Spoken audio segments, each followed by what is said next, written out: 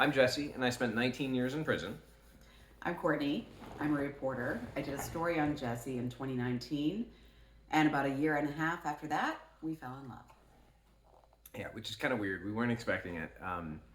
Probably 6 months or a year after the story, we had kind of ceased to be reporter and source because she had something happen in her life and she opened up to me, which was really meaningful because, first of all, I loved having access to a reporter who would kind of share our voice and share our story because being in prison is really one of the most powerless feeling things and it feels voiceless. It feels like nobody will listen.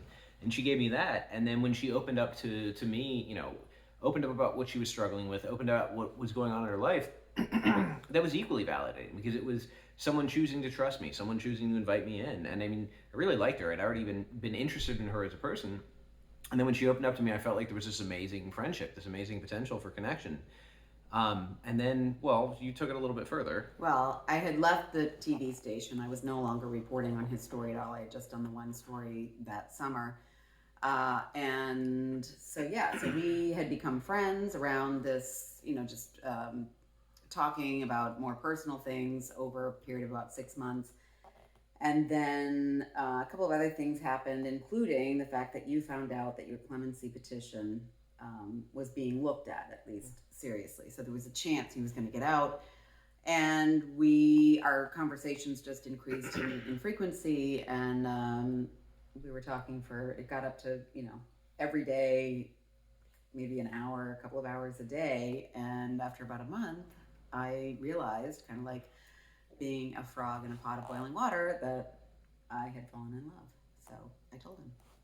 Yeah. Now I knew that I was feeling that way, but I didn't expect that she was feeling that way, or I didn't expect that she would come out and say it. I kind of felt like it was something we would continue to dance around, or that she was going to see it as some like flight of fancy, like, oh, this guy, like, I'm a professional, I've got my life together, I've done all these things, I've won all these awards, like, I'm just a guy in prison, so I'm not really expecting her to take it seriously, and she did. She kind of gave me the willingness and the hope to believe in our relationship, because I doubted it not because of her or because of our relationship, because like who would want to date a guy in prison? Like, I didn't want to date a guy in prison. It was not something that I had gone looking for, and in fact, I did a lot of stories. I was really curious about how people have relationships with somebody who's incarcerated. We had talked about that. It really didn't make any sense to me, and then suddenly I found myself in it. And so, yeah, it wasn't, yeah, you being in prison was not a perk for me. It was it was a thing that we were dealing with, but it was really him. And it was this incredible connection we had, and just so many bizarre things that we had in common. it was. I mean, I wasn't expecting, because again, I knew that I liked her. I knew that we got along. I knew she was smart. I knew she was funny. When I found out we were both passionate about like fitness, it's like, okay, well, this is interesting. We had read the same books and we had the same interest and we had dived into the same things. We kind of came from different perspectives, because I remember she was describing something and I was like, yeah, you're a spiritual seeker. And she goes, no, I'm a reporter. And I was describing something. She was like, oh, you're a reporter. I was like, no, I'm like seeking, like spiritually. So we just had these two different labels and these two different interpretations on these same behaviors, which were really just a quest for understanding. We're both Like hungry curiosity. and curious and interested. And it was so neat to see that other perspective that was so complementary, but at the same time so different in labeling. Yeah. So we had this intense phone relationship, but we had never actually met, because when I did the article, the story on him for CBS 19 in Charlottesville in 2019, I did a phone interview. And it was just a phone conversation. And then all the rest of the communication we had was either through the prison email system or by phone, but we'd never met. I had seen a couple of the pictures from prison and a couple of like childhood photos that his mom had shared for the story. And I guess you had seen me on TV. But we had never met. And so this went on, and it was really bizarre because I would sort of be like, wait, I'm in love with somebody, but I've never met him. And we couldn't visit because of COVID.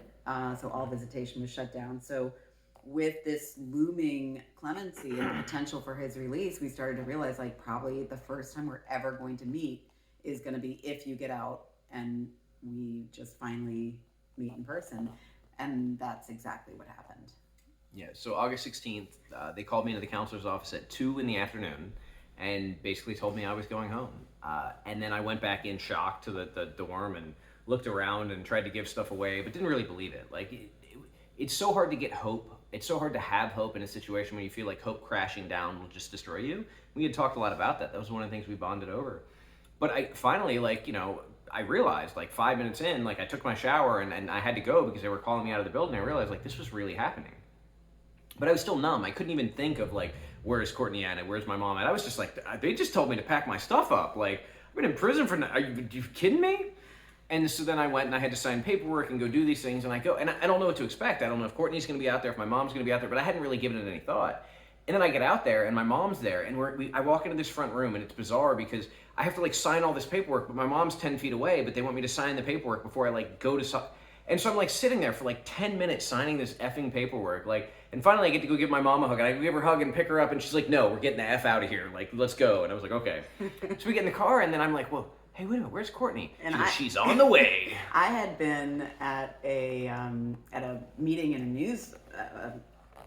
the television station. I was meeting with a news director about some stories I was working on, and my phone was buzzing and buzzing, but it was in my purse and I couldn't answer because I was in this meeting.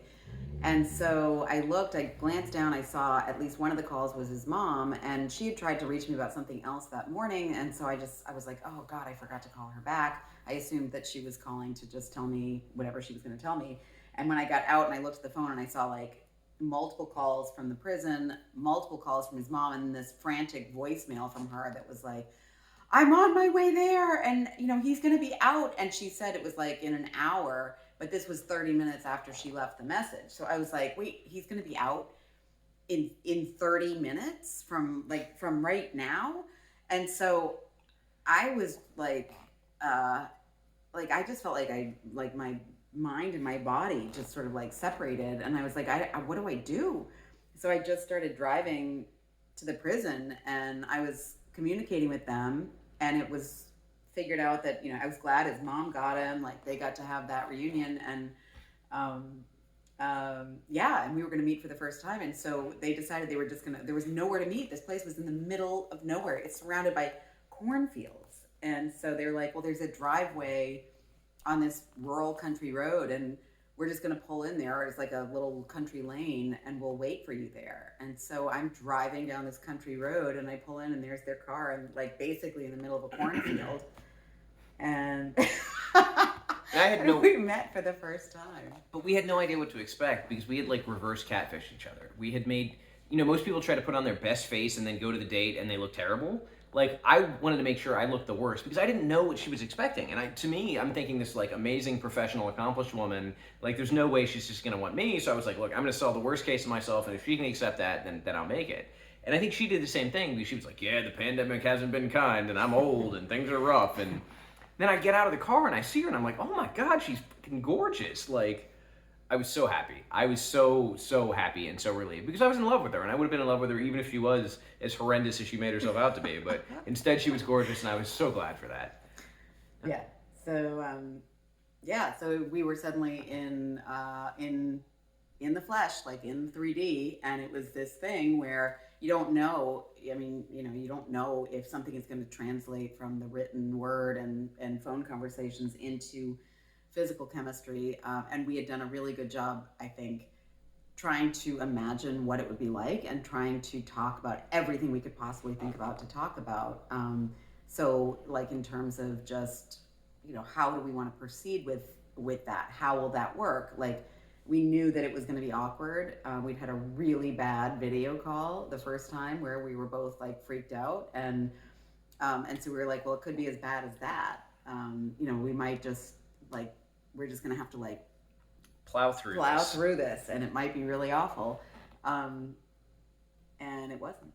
It was amazing. It was not, this amazing, sweet, like romantic movie encounter, but it was exactly what we needed. We decided, let's get through all the awkward stuff. Let's get through all the like figuring this out. Let's just do this.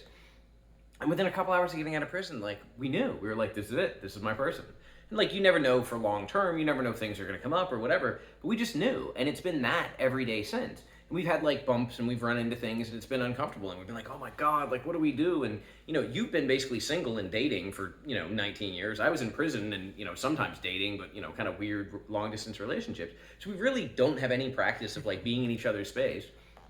and yet we're somehow making it work, and yet we're somehow happy, and like we just had Christmas with your family, and the family that of the accomplished reporter like bringing in the ex-con, and we had a great time. I took her sister on a motorcycle ride. It was an amazing day. Her son and her ex shook my hand, and what do you do? Like, that's as good as it gets, right? Like, you get accepted in the family one piece at a time, and they've been amazing, and she's amazing, and this thing that I couldn't have imagined. And I got to introduce people to Mary at some point. And this is a woman who basically adopted me while I was locked up. And I have a mother, so it's not like she adopted me independent of my mother, but she just adopted me and has loved me and cared for me. And so I went to go see her on Christmas morning, and I wanted to surprise her because, for 18 or 19 years, she's been sending me cards and being there, and I wanted to surprise her. So I knock on the door, and she comes out in her pajamas, and I give her a hug, and she just starts crying. And she's just crying and crying. She takes me inside and introduces me to everybody, and everybody wants to give me a hug. It was just amazing. And then as I'm leaving, she's like, Jesse, I just want you to know you have made this the best Christmas ever. And what about Courtney? You could have ended up with some 25-year-old effing idiot. Like, you could have ended up with some pair of boobs with no brains. Instead, you got Courtney, and she's effing amazing. And Mary's this like little teeny 90-pound, 70-some-year-old woman who is just amazing and wonderful and makes me laugh and makes me smile. She's amazing. She's really great. And she's right. I could have ended up in such a bad situation, and yet somehow the biggest of all serendipities, the biggest of all blessings is, 7 months, 9 months before I get out, we develop this incredible, intense relationship. And not only do we do that, it translates to a real relationship. Now we're looking for a place to, move in together. Now we're trying to figure out how to take the next step because this relationship just keeps getting better and deeper and more real. And I think it has a lot to do with the intentionality, right? Like, because we couldn't be together and we didn't know how it would be, but we made plans for this. We talked about what our needs were, what our wants were, what our boundaries were. Like, we talked about everything in detail going into this so that when we took day one actually being together, we already had a certain comfort level. Yeah. I already knew what she liked and what she wanted. She knew what I liked and what I wanted. We knew the things that would be issues. We knew our weaknesses and our strengths and our triggers. And it allowed us to like kind of walk right into this without having to go through all that awkward getting to know. And I think it was the fact that we were willing to communicate in the beginning, but also willing to continue communicating that made it all possible. Yeah. Yeah, because we're not really, on paper, nothing about this makes sense. Like, nothing about it, right? I mean, people ask about the age difference. I'm 50, he's 37. I mean, it just is not something, I don't know that had it not been the exact circumstances and the timing and everything else, that we would have ever connected, I mean, it's just really crazy. It's really crazy. But it's really great. But that's part of the love story, and that's part of the process of integration. And if everybody had somebody this positive getting out of prison, if everybody had this support network, this person who would just be there for you emotionally, things would be so much better. That doesn't mean I think everybody should like run out and like marry a prisoner. That's not the thing I'm talking about. But again, if we can have people that provide practical support, it makes it easier to find emotional support. Because a lot of people come out of prison really traumatized, really, with unhealthy expectations and having unhealthy behavior models in relationships. And I was just incredibly lucky to have run across a lot of people that have helped me heal and helped me go through the treatment and the therapy I needed to get to a good place where I can actually be a partner. And she's done the same thing. And somehow we like found each other at the kind of like apex of our journeys. And we just, I don't know, floated off into the here ever after or something. It's pretty great. But it is amazing. So thank you for listening to our story. Bye, guys.